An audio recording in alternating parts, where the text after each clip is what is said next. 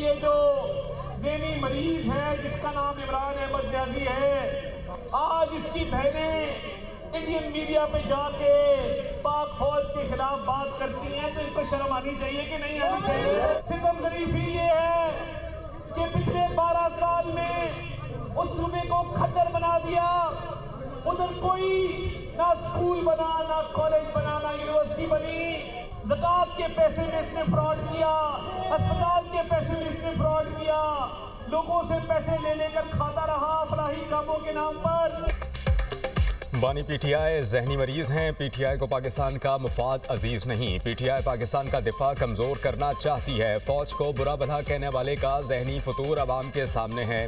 ये लोग मुसलसल दुश्मन के आलाकार बने हुए हैं। पीटीआई के सोशल मीडिया अकाउंट्स रियासती इदारों के खिलाफ गुमराह कुन प्रोपेगंडा में मुलव्विस हैं। इनके झूठे और गलत बयानिए को मुल्क भर में शिकस्त मिली। बानी पीटीआई की बहनें फौज के खिलाफ भारतीय मीडिया पर बात करती हैं। बानी पीटीआई की बहनों को इदारों के खिलाफ बयानबाजी पर शर्म आनी चाहिए। विफाकी वजीर इत्तलात अता तारड़ का लाहौर में कारकुनान से खिताब, कहा कि बानी पीटीआई ने 190 मिलियन पाउंड का डाका डाला। जहनी मरीज अस्पताल और फलाही मंसूबों के फंड्स तक खा गया। उन्होंने खैबर पख्तूनख्वा को खंडर बना दिया। जहनी मरीज की ख्वाहिश थी पाकिस्तान डिफॉल्ट कर जाए। IMF को खत लिखा, पाकिस्तान को इमदाद मत दो। तहरीक इंसाफ की बुज़दिल हुकूमत ने भारत के खिलाफ कोई आवाज़ नहीं उठाई। जहनी मरीज ने पार्लियामेंट में कहा था, क्या मैं भारत पर हमला कर दूं? 9 मई को तहरीक इंसाफ और 10 मई को भारत को शिकस्त हुई। पाकिस्तान तरक्की करेगा और तहरीक इंतशार को मुंह की खाना पड़ेगी।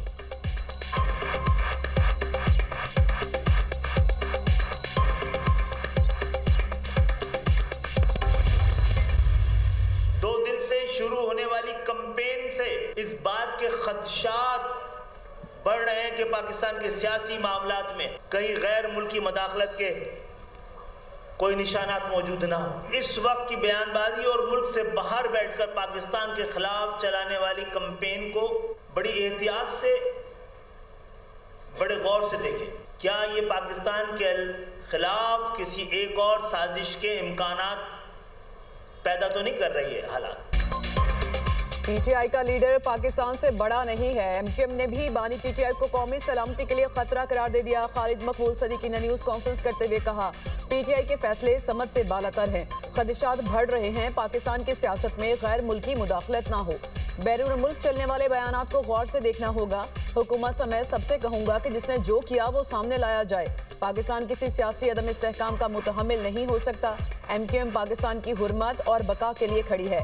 फारूक सत्तार ने कहा, मुल्क और इदारों के खिलाफ बयानिया ज़हनी मरीज का हो सकता है, किसी बाशऊर शख्स का नहीं। जेल में बैठा शख्स पार्टी और अफवाज पाकिस्तान के खिलाफ बयानिया दे रहा है। पीटीआई की सियासत फौज और रियासत दुश्मनी के अलावा कुछ नहीं। बानी पीटीआई ने फितनाउल खारिज को दूध पिलाया।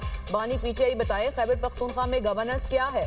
मुस्तफ़ा कमाल ने कहा, फौज किसी एक पार्टी नहीं मुल्क की है। हालिया जंग में फौज ने 8 गुना बड़े दुश्मन के अज़ाइम को खाक में मिलाया। हमें अपनी मुसल्लह अफवाज और इसके सिपाहीसालार पर फख्र है।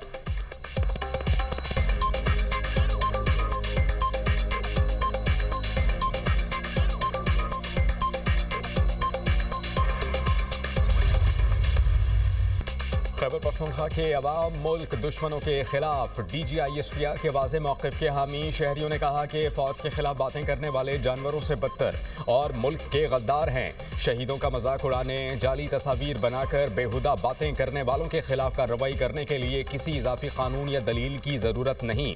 आलमी मीडिया मखसूस अनासर का प्रोपेगंडा पाकिस्तान के खिलाफ इस्तेमाल करता है।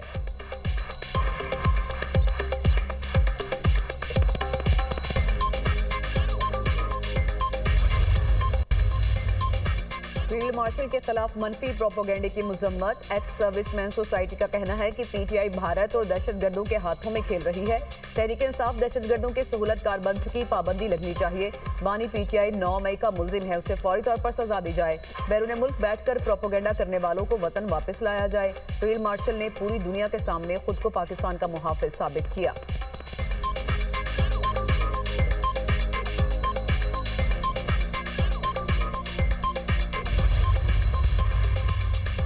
पीटीआई का बयानिया एक शख्स नहीं इदारे के खिलाफ है। कोई रहनुमा मुल्क की सालमियत से बड़ा नहीं होता।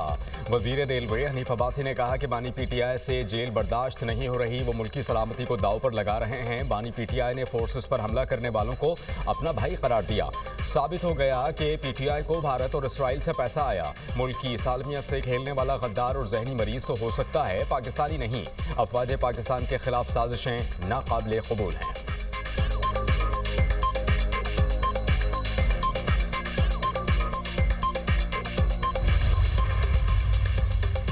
पाकिस्तान की भारतीय वज़ीर ख़ारजा जयशंकर के बयान की मज़म्मत। भारतीय वज़ीर ख़ारजा का बयान इश्तियाल अंगेज़, बेबुनियाद और गैर जिम्मेदाराना करार। तर्जुमान दफ्तर ख़ारजा ने कहा, पाकिस्तान भारतीय वज़ीर ख़ारजा के बयान को मुस्तरद करता है। मुल्क के तमाम इदारे बशमूल मुसल्लह अफ़वाज कौमी सलामती का सतून है। पाकिस्तानी इदारे मुल्क की खुद मुख्तारी और इलाकाई सालमियत के तहफ़्फ़ुज़ के लिए हैं। मई की जंग में मुसल्लह अफ़वाज ने अपनी पेशा वाराना महारत को साबित किया। भारत गुमराहकुन रिमार्क्स देने की बजाय फाशिस्ट हिंदुत्व नज़रिए की तहकीकात करे। पाकिस्तान मुज़ाकरात और सिफारतकारी पर यकीन रखता है। हम अपनी खुद मुख्तारी और तहफ़्फ़ुज़ के लिए पुरअज़्म हैं।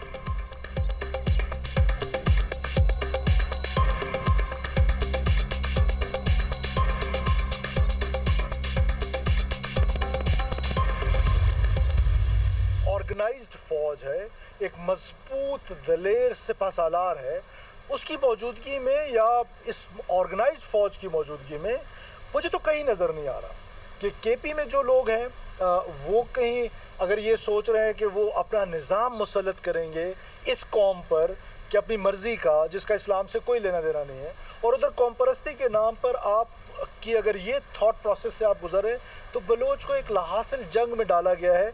आप ये जंग हासिल नहीं कर सकते हैं वायलेंस के ज़रिए। अब ऐसी सिचुएशन में एक पॉलिटिकल नैरेटिव बनाया जाता है और वो पॉलिटिकल नैरेटिव बनाया जाता है against state of Pakistan, against Pakistan armed forces, against field marshal himself.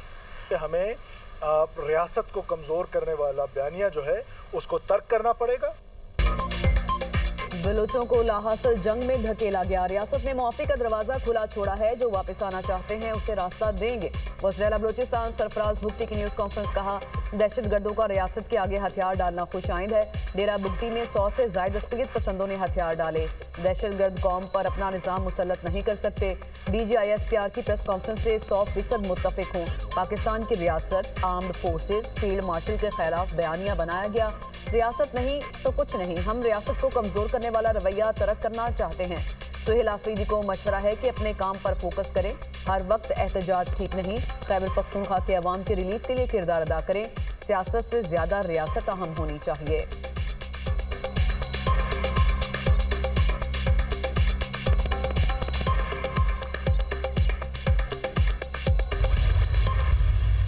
Pakistan के लिए IMF के एग्जीक्यूटिव बोर्ड के इजलास का शेड्यूल जारी। एग्जीक्यूटिव बोर्ड की मीटिंग कल होगी। $1.2 अरब की मंजूरी दी जाएगी। IMF का एग्जीक्यूटिव बोर्ड पाकिस्तान के लिए स्टाफ लेवल माहिदे का जायजा लेगा। आलमी मालियाती इदारा मौजूदा कर्ज प्रोग्राम की $1 अरब की किस्त जारी कर सकता है। मौसमियाती तब्दीलियों से मुताल्लिक RSF फंड की $20 करोड़ की पहली किस्त जारी हो सकती है। पाकिस्तान को EFF मौजूदा कर्ज प्रोग्राम की तीसरी किस्त मिलेगी। पाकिस्तान ने 37 माह का मौजूदा कर्ज प्रोग्राम सितंबर 2024 में हासिल किया था।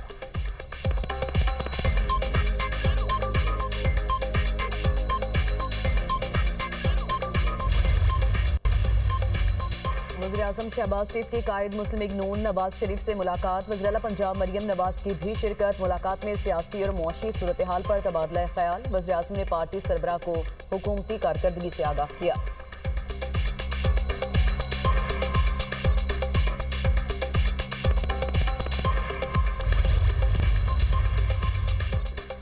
गंदम की काश्त के लिए किसानों की माली मुआवनत जारी। हारी कार्ड के जरिए किसानों को 56 अरब रुपए दिए जा रहे हैं। वज़ीर इत्तलात शर्जील इनाम मेमन ने कहा कि सूबाई हुकूमत चाहती है कि पाकिस्तान गंदम की पैदावार में खुद कफील हो।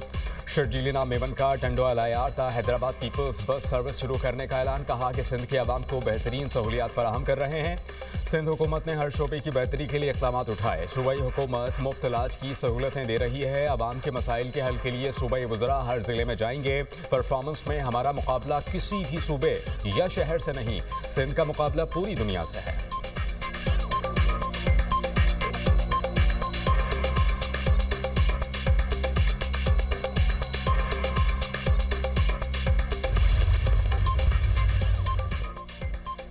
कराची में FTC के करीब कौम परस्त जमात की रैली, मुजाहिरीन की रेड जोन में दाखिले की कोशिश पर हंगामा, पुलिस मोबाइल पर पथराव तोड़फोड़ में मुलव्वस कई अफराद जेर हिरासत। DIG साउथ कहते हैं कि रेड जोन बंद है, शहरी मुतबादिल रास्ते इख्तियार करें।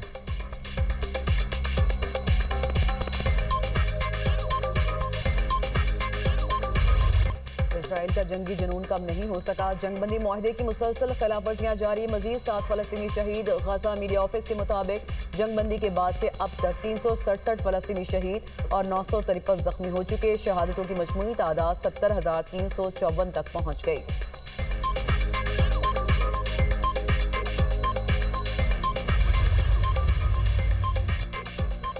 ट्रंप की बड़ी दरखास्त मुस्तरद, इसराइली सदर ने करप्शन केसेस में बेंजामिन नेतन्याहू को माफ़ी देने से इनकार कर दिया। इसराइली सदर इसहाक हर्जोग ट्रंप की बेंजामिन नेतन्याहू की माफ़ी के लिए भेजी गई दरखास्त को मुस्तरद कर दिया। दरखास्त में ट्रंप ने इसराइली वज़ीर आज़म बेंजामिन नेतन्याहू को बदउनवानी के मुकदमात में माफ़ी देने का कहा था। नेतन्याहू के खिलाफ गुज़श्ता 5 साल से करप्शन के मुकदमात चल रहे हैं।